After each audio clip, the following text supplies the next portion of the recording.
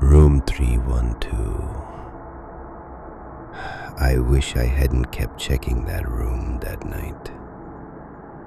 I worked a night shift at a small roadside hotel.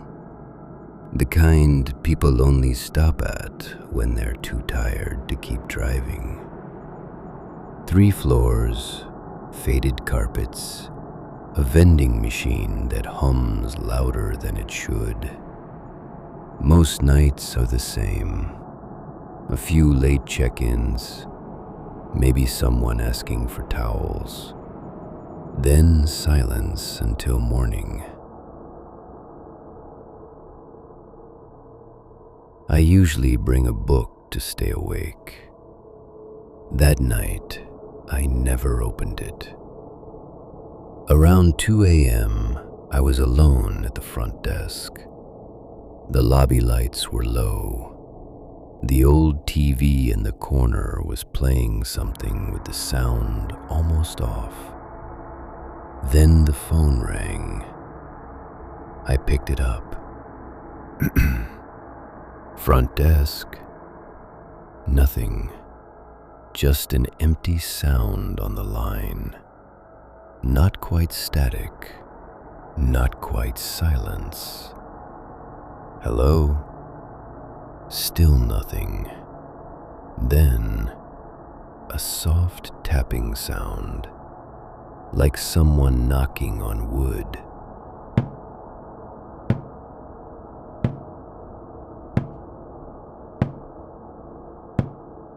Then the line went dead. I stared at the receiver. Probably just a bad line, or someone dialing wrong. A minute later, it rang again. Same thing. No voice, just tapping. This time, I checked the display. Room 312. I frowned. That room was empty. I checked in the last guest an hour ago. Room 310. No one in 311 or 312. I pulled up the system. Room 312. Vacant. The phone rang again.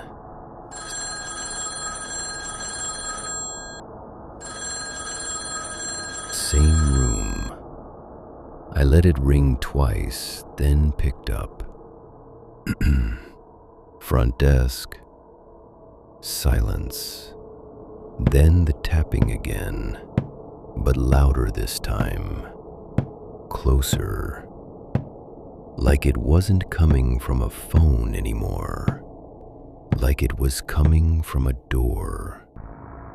Hello, I said, sharper. The tapping stopped. A few seconds of nothing. Then a voice. Very quiet, almost a whisper. Can you come up? My throat went dry. Who is this? No answer. There's nobody checked into that room. The line went dead. I sat there staring at the phone. Part of me wanted to ignore it, pretend it never happened. But another part kept thinking, what if someone broke in? What if they need help? So I grabbed the master key. The elevator was slow, so I took the stairs. The building was quiet, the kind of quiet that makes your footsteps sound too loud. 2nd floor, then 3rd. The lights on the 3rd floor were dim. Some of them flickered. Rooms 301, 303, 307. The carpet felt old under my shoes. I stopped in front of 312. The door was closed. No sound inside. I knocked. Front desk. Nothing. I knocked again. Hello? You called? Still nothing. I pulled out the master key, stared at the number on the door. Something felt wrong, like the hallway was too long, too quiet. I slid the key in and opened the door.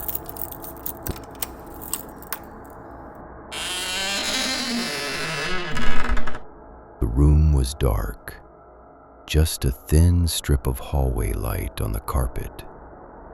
Hello? I reached for the switch. The light flickered on. Empty. Bed made. Curtains closed. TV off. Normal. I stepped inside. Anyone here? No answer. Then I noticed the bathroom door, cracked open, dark inside. I pushed it open. Empty. Dry sink. Clean mirror. I let out a breath. Just a phone glitch, I thought. I turned to leave, and that's when I saw the bed. The blanket, which had been flat a second ago, was now slightly sunken in the middle, like someone had just sat down. I froze. I was sure it had been flat when I walked in. I stepped back. Hello? I whispered. No answer, but the blanket sank deeper, just an inch, like invisible weight pressing down. My heart pounded. I backed out, pulled the door shut, and locked it. Then I walked fast down the hallway. Back at the front desk, I checked the system again. Room 312, vacant. No calls logged, no activity. I told myself I imagined it. I was just tired. The rest of the night was quiet. No more calls, no more sounds. At 7 a.m., the morning clerk came in. I handed over the keys and grabbed my jacket. As I was heading out, he called after me. Hey, did you check someone into 312 last night? I stopped. No. Why? He frowned at the screen. It's showing occupied since 2:14 a.m. My stomach tightened. By who? He scrolled down. His face changed. There's no name, he said. Just a note. What note? He turned the monitor so I could see. Under the room number, in the comments, it said, "He finally came upstairs."